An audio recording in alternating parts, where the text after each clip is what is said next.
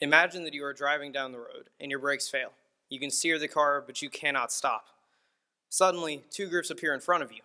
One is a group of 5 doctors, the other 5 preschoolers. You have one of 3 options. You can hit the doctors, you can hit the preschoolers, or you can swerve off the road and kill yourself.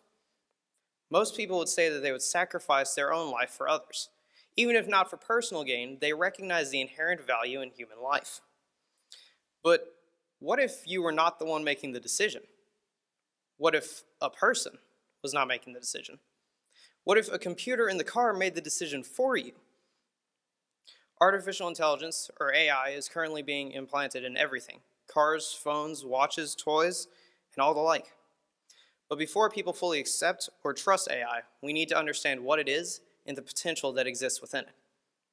Before we can reach a proper understanding of AI and its potential, a few terms must be defined. Artificial intelligence is defined as the capability of computers or programs to operate in ways believed to mimic human behavior and processes such as learning and reasoning. Morality is defined as the principles of right and wrong in conduct, or virtue. The idea of artificial intelligence began as early as stories of the ancient Greek god Hephaestus, who made mechanical servants to help around his workshop. The servants were completely self-reliant and free to move around whenever and wherever they wanted, but they were only used by Hephaestus and only in his workshop. Homer's Iliad says, "Round their lord came fluttering maids of gold, like living girls. Intelligences, voices, power of motion these maids have, and skills learned from immortals. Now they came rustling to support their lord." This passage clearly shows that Hephaestus used fully autonomous mechanical servants. The Iliad says that Hephaestus' servants were able to speak, intelligent, able to move, and able to learn. Artificial intelligence has also inspired inventors throughout history, but has become more prevalent in the modern day. In 1955, John McCarthy first coined the term artificial intelligence in his proposal for the 1956 Dartmouth Conference. In 1967, Joel Moses created the first Maxima program and the first knowledge-based math program.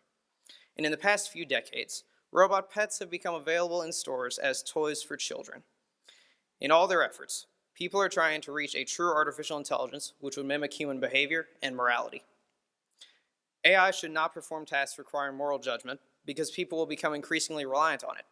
AI also lacks the morality needed to make such decisions, and AI lacks the imago Dei. First, AI should not perform tasks which require moral judgment because people can become too reliant on it. AI can be used for simple things like reminding people of events, but it could be risky to use it for complex moral decisions. As people have become more reliant on AI, they have begun to entrust it with more. What was once used for menial tasks is now relied on for important decisions in major companies. People will continually increase the amount of trust they put into AI, but it could become too much.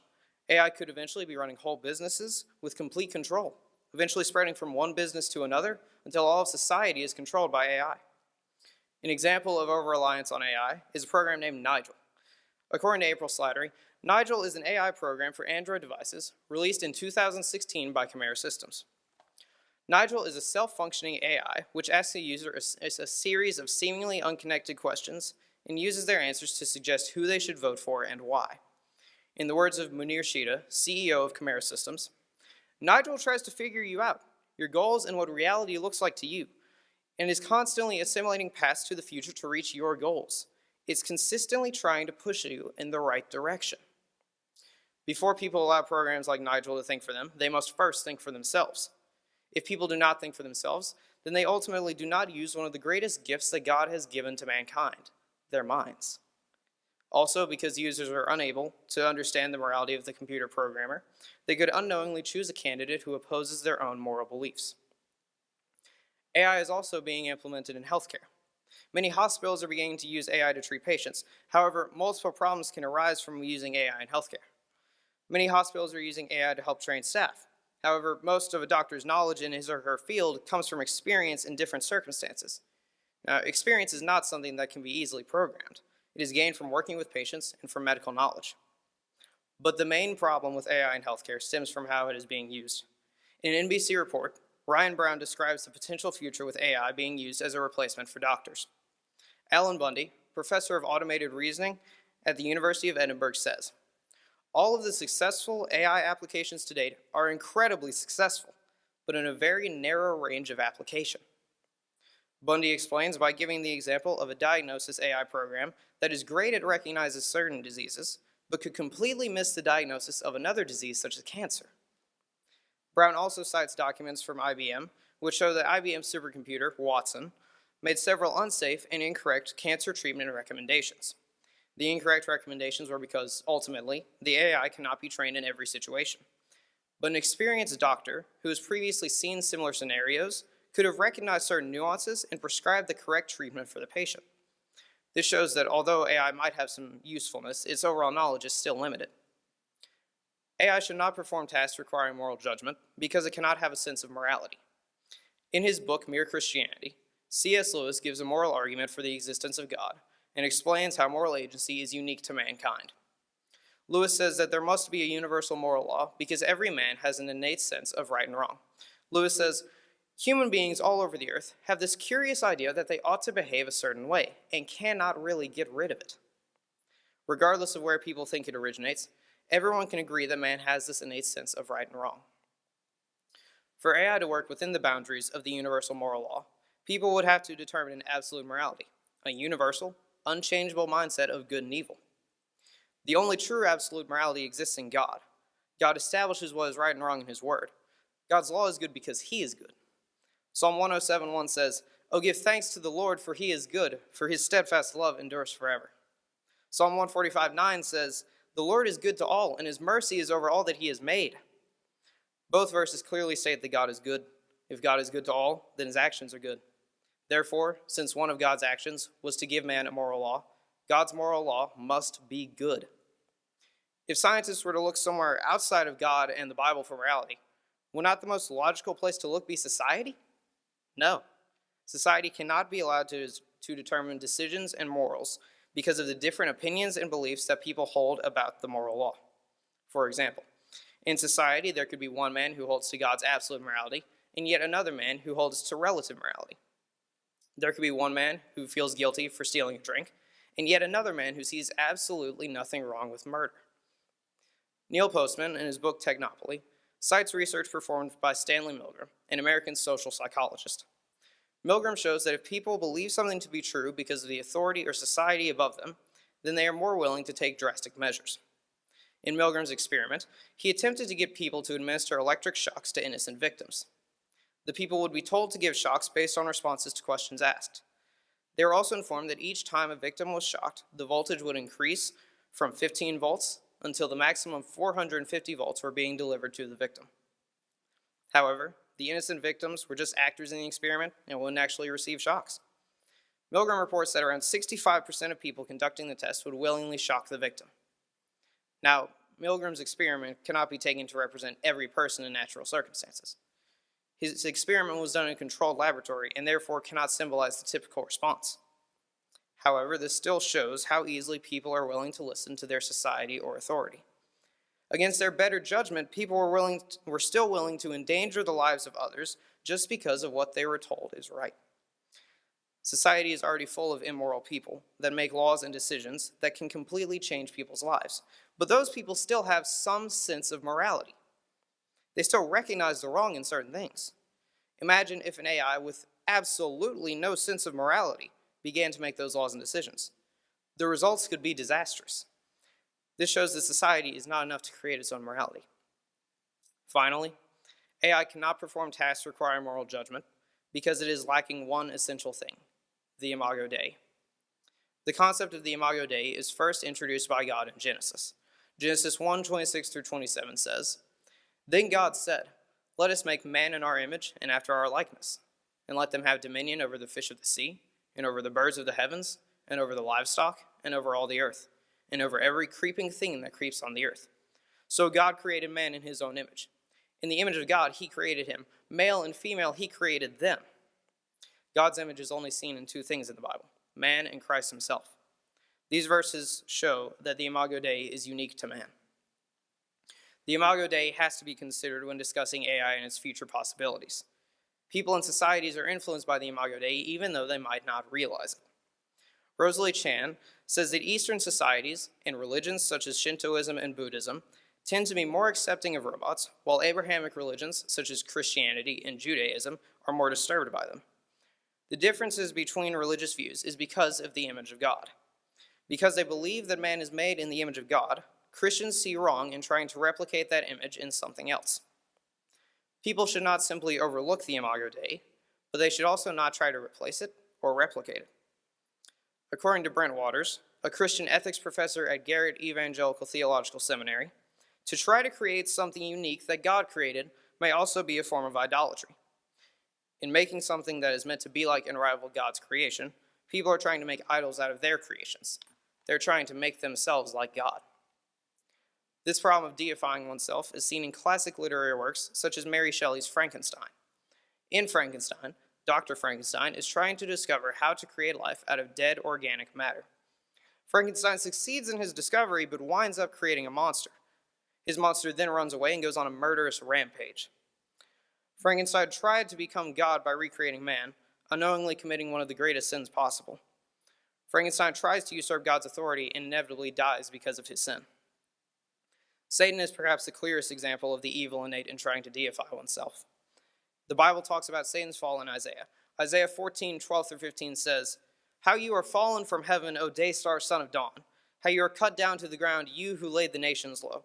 You said in your heart, I will ascend to heaven. Above the stars of God, I will set my throne on high. I will sit on the mount of assembly in the far reaches of the north. I will ascend above the heights of the clouds. I will make myself like the Most High. But you are brought down to Sheol, to the far reaches of the pit." Isaiah says that Lucifer had power in heaven but sinned and has now fallen. He became prideful, tried to usurp God, and was punished. This clearly shows the danger of trying to usurp God.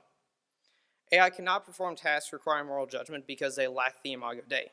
If scientists try to give the Imago Dei to AI, then they also try to deify themselves. Some people may argue that the benefits of AI outweigh the dangers. Using AI in politics means people could pay less attention to the political system, while AI in healthcare could improve access and comfort. However, in both cases, the dangers could definitely outweigh the benefits. In politics, it is important for the American people to be informed about what is currently happening and not just blindly vote for someone because an app told them to. In healthcare, Ryan Brown explains the dangers in Watson's diagnoses. He clearly illustrates that AI lacks the general knowledge that humans have to make such decisions. So while the benefits might make life easier for some of us, the dangers would definitely outweigh the benefits. AI should not be used to solve moral dilemmas. If AI is allowed to make decisions or perform tasks requiring moral judgment, then people will become too reliant on it. AI also has no sense of morality, so it cannot make such decisions. Finally, because AI lacks the image of God, it is incapable of making decisions in line with the Christian worldview. Russell Moore, in Evangelical Theologian and Ethicist, says in his book Onward, "Cultures shaped by the kingdom vision of human dignity and human limits are especially important as we move into a time when the central question is not, when does life begin or when does life end, but what the meaning of human life is at all. The questions we should be asking are not can or if AI will become more prevalent. Instead, we should be asking when will AI be accepted and should it be accepted. If AI were to ever be accepted, we must be sure that it does not conflict with what is established by and in the image of God. As believers, we need to remain engaged in the culture around us. We must ensure that what is established by AI and other technology aligns with the moral laws given by God. If, in the creation of artificial intelligence, we ignore the image of God and the absolute morality that He created, we endanger the very creation that He loved enough to die for." Thank you. Thank you, Caleb.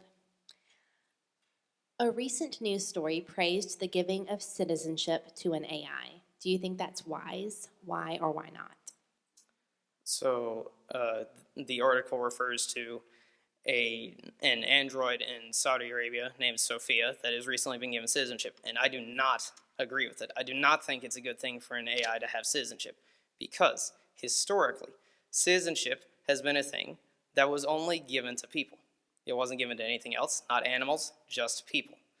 So when you give citizenship, something that is reserved only for people, to something that is not a person, then you downgrade the person.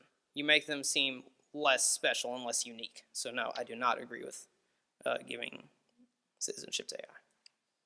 Do you have a statistic for how many wrong diagnoses Watson made compared to humans? I do not have one with me, but I do know that compared to human diagnoses, because doctors were able to draw off of that knowledge from previous experiences, the numbers of incorrect diagnoses by Watson were incredibly higher. Doctors spend years learning and gaining knowledge and continue to do so throughout their careers. AIs are constantly gaining knowledge the longer they exist, just like a doctor. So, could an AI not adequately fulfill a doctor's role after years of learning? Sorry, could you repeat that again? Could an AI not adequately fulfill a doctor's role after years of learning? No, I do not think that they could. Do you believe that AI has created a generation of those who do not know how to think or problem solve? Why or why not? I definitely think that although it might not have reached a drastic extent yet, it definitely has begun to and will to, because when you rely on something such as AI to make decisions for you, you increasingly want to do them less because you know that you have this commodity that will complete a task for you instead of you having to take the effort and do it yourself. So it will eventually cause people to just not care about thinking. Did Siri, Google, or Alexa help you in your research? That's a fantastic question. No. According to your research, do you believe that man is simply abdicating his own moral responsibility in creating AI? I believe that to some extent, yes. When man allows AI to make moral decisions for them and allows morality to be completely put in its hands, then yes, they abdicate. Yeah, the moral responsibility that God has given to them. Many people complain about life decisions they made when they were younger. Some argue that AI could help people make decisions based on algorithms that could calculate what would make them happy. Should we allow AI to choose things for us if it will make us happier? I don't think that we should because, like in those early life experiences, yes, you make wrong decisions, but those decisions help to influence you later in life. So if you let something make only correct decisions for you, you never have a wrong experience to base off of. You never have something to grow out of. Wasn't Frankenstein's monster good-natured and misunderstood by society? Isn't it society's job to use something like AI responsibly? Yes, it would be society's job to use it responsibly, but the way that AI is heading in the current direction, that would not be the case. Society would not use it responsibly. What kind of limits would you recommend we place on AI development? Can you repeat that again? What sorts of limits would you recommend we place on AI development? I would say that we keep AI to small tasks and menial tasks that don't have as great of an impact as something such as morality. We keep it limited in its growth and its development so that we can continue to develop ourselves. Thank you, Caleb.